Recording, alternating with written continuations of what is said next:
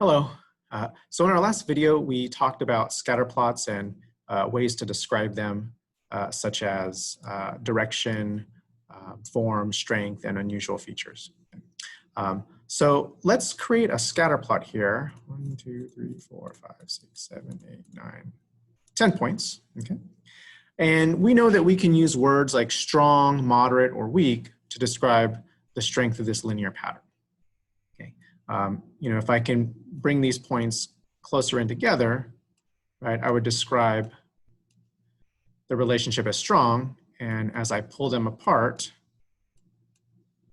okay, it becomes moderate, and then if I pull them apart a lot, right, now it's becoming weak. Okay. So wouldn't it be great if we could describe the strength beyond just using words, right? Wouldn't it be great if we had a number that could describe the strength of a linear relationship? Okay, and that is what the correlation coefficient does. Okay. All right, so this is an applet that is going to help us explore the correlation coefficient and give us a conceptual understanding of what it's measuring. Okay, so right now the points are very random looking.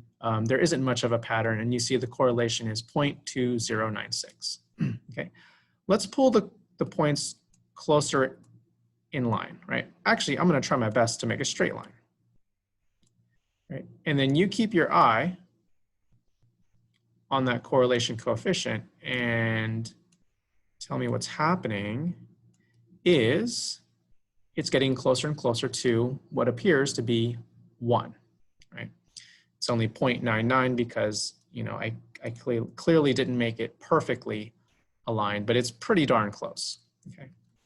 So had I been able to put those 10 points perfectly in line, then the correlation coefficient would have been exactly 1. Okay, so 1 seems to be like where it maxes out at. Okay, so for a perfect, positive linear relationship, we're going to max out at a correlation coefficient of 1. Okay, all right, and then let's weaken it again. So we know that as we spread the points out, the correlation coefficient is going to drift down, and it's getting close to 0. Oh, it dipped negative. Okay, so right now the pattern is pretty random. There doesn't seem to be any direction, positive nor negative, and the correlation coefficient is close to 0. It actually dipped into the negatives. And then now let's continue moving the points. So before I align them perfectly in an upward trend, let's try to align them in a perfect downward trend. And then you can make a guess right now as you're watching this video about what you think the correlation coefficient will become. Okay, so as I place those points more and more in a perfectly negative linear trend, the correlation coefficient seems to be approaching the value -1. Okay, so it seems to max out at +1, and then I can't think of drop or the minimum value appears to be -1. Okay, and those values only occur when we have perfect positive or negative relationships. Okay, and then anything in between is going to be any strength in between will be a value between -1 and +1, and 0 generally indicates no pattern, no linear relationship. Okay. All right, so I wanted to start not with the graph, but start with the correlation coefficient. Okay, so it's 10 points, as you can see. The correlation coefficient is 0.0016. Okay, so what do you think the scatter plot looks like? Okay, well, based on what I just showed you, you're probably thinking, oh, well, the scatter plot probably looks very random. There probably isn't a pattern at all. However,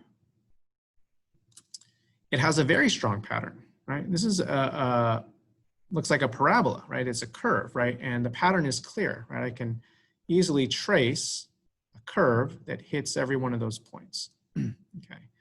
So the point here is that you generally don't start with the correlation coefficient. Okay, that's not where you begin. Okay, you generally start with a picture. You start with a graph, and then you use the correlation coefficient to help you summarize what you see in the graph. Okay. So the correlation coefficient might be a little misleading if you use it by itself, okay? It should always be associated with a picture, go with the picture, okay? So a correlation coefficient of 0 does not mean that a pattern doesn't exist, okay? It just means that a linear pattern doesn't exist, right? It could be that a curved, a parabolic pattern exists, and this is not going to give us a strong correlation because correlation is really only meant for linear patterns. Okay. All right. Let's look at another one of these examples. So here again, let's do it backwards. Let's start with the correlation coefficient, right? It's 0.9312. So in your mind, you might be thinking, okay, it's positive. So that probably means the scatter plot is showing an upward trend. And it's in the 90s, right? It's close to 1. So the points are probably pretty close to a straight line. Okay. But they're not, okay? The points show a curve, okay? This kind of looks like maybe exponential growth happening, okay? So again, the moral of the story is we don't start with the correlation coefficient, right? The correlation coefficient does not tell you the form of the relationship, right? That number 0.9312 doesn't tell me whether my form is linear or curved. I need the actual scatter plot to see the form. Okay. So just to summarize, the correlation coefficient should only be used to follow up a graph. So you start with the graph first, okay? And it should only be used for linear relationships. Okay? If the scatter plot has a positive direction, the correlation coefficient will have a positive value, positive sign. If the scatter plot shows negative direction, well, then the correlation coefficient will have a negative sign. Okay, and the stronger the relationship, the closer the value part of the correlation coefficient is to 1. The weaker the relationship, the closer the value is to 0. All right, I'm going to stop this video here. I'm going to make a separate video on how to calculate the correlation coefficient by hand.